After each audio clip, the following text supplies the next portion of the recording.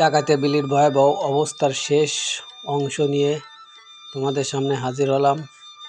Hello guys, তোমরা দেখতে পারছো কতটা জল হয়েছে, প্রতিটা ঘের ভাসে গেছে এবং জলবদ্ধতার কারণে মাছ এক ঘের থেকে অন্য ঘেরে চলে গেছে। এতে করে যারা মৎস্য চাষি তাদের খুব সমস্যা এবং ক্ষতি হয়েছে।